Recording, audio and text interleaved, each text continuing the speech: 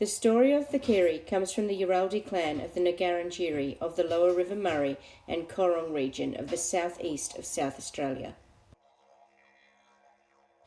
One day, two men set off in their bark canoe to go fishing on the lake. They travelled along on the calm, cool waters until they came to their favourite fishing place called Loveday Bay. This is where they caught the best and most delicious bream fish. In their language, this fish is called Thukeri. They found a good sheltered spot among some high reeds. They'd made their own fishing lines called nungi from cords they had made from the reeds. They used very sharp bird bones for hooks. They knew the women were collecting vegetable plants to eat with the fish. As the day went on, the two men sat there catching more and more fat, juicy Thukeri. They were having such a wonderful day catching so many fish and wanted to keep catching more and more, but the canoe was almost full and looked like it would sink. As they paddled in closer to shore, they could see a stranger in the distance. He seemed to be walking towards them.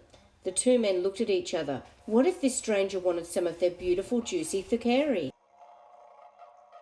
They were greedy and decided not to share with the stranger.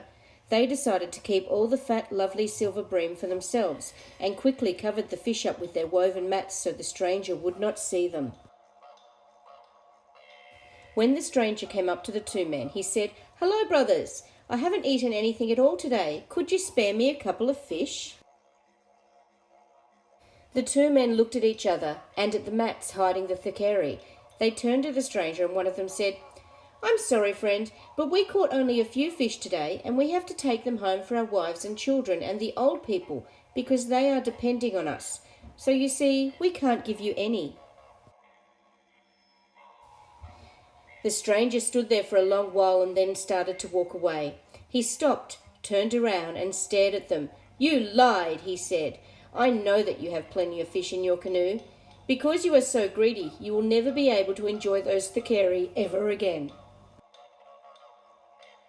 The two men stood there puzzled as the stranger walked away into the sunset. They shrugged their shoulders, then quickly took off the mats and began to gut the fish. But as they did this, they found that those beautiful silver Thukeri were so full of sharp, thin bones that they couldn't eat them. The two men had to return home in shame with only bony fish. When they got home, they told their families what had happened. The old people told them that the stranger was really the great spirit called Ngarrindjeri. Now all the Ngarrindjeri people would be punished forever because two men were so greedy. And so today, whenever people catch a bony bream, they are reminded of long ago when Ngarrindjeri taught them a lesson. Did you understand the lesson Ngarrindjeri was teaching the people? He was telling them it's very important to share with others, because when we share with others, we show respect and we care for those around us.